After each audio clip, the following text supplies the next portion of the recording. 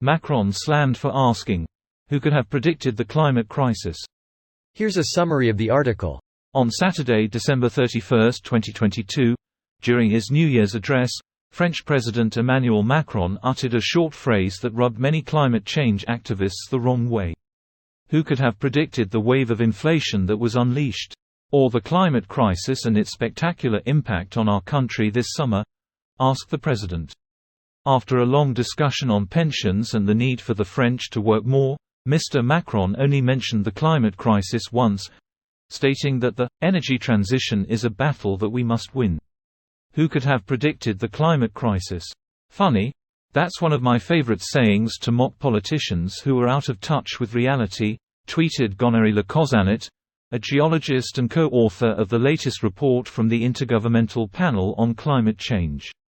In the first part, devoted to the physics of climate change, experts warned of rapid changes in the atmosphere, ocean, cryosphere, and biosphere, and noted that extreme events, such as heat waves, heavy rain, or droughts, had become more frequent and intense.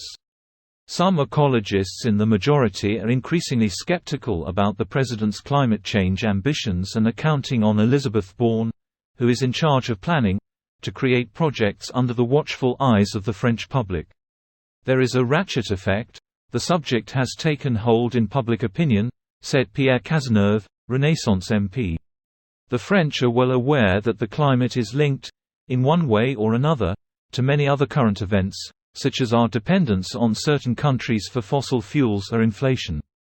There is an awareness that the end of the month and the end of the world are intertwined. In our majority too, more and more MPs believe that there can be a third ecological way. Some scientists, disheartened by this New Year's Eve speech, still need to be convinced. This post received a score of 47,000, with an upvote ratio of 86%. Here are the top comments in response to this article. Funny, considering French scientist Jacques Cousteau was one of the first warning for a possible climate crisis to come, in the 70s. Actually, someone figured it out in 1896. Who's that? Genuinely interested. They're referencing Svante Arrhenius. From this NASA page. Oh wow. We had more than 100 years to mitigate the climate crisis, and somehow governments of today still do not have the urgency to change things. Because that doesn't make money, and don't you know I need all of my days to be non-red colored? Recycling, circular economy, solar panels, windmills, clean tech, lean tech, green tech, etc., etc. It really is a shame there's no business to making climate change. Scientists over 100 years ago. Maybe he means WHO, World Health Organization, could have predicted it, because they provided a formal assessment on climate change back in 1996. Professor Schellenhuber of Germany founded the Potsdam Institute for Climate Research in 1992, and counseled the then German Minister of Environment directly. If you are very well informed, you might have heard her name before, a physicist with the name Dr. Angela Merkel. Check this out. I see your 1912 and raise you 1856.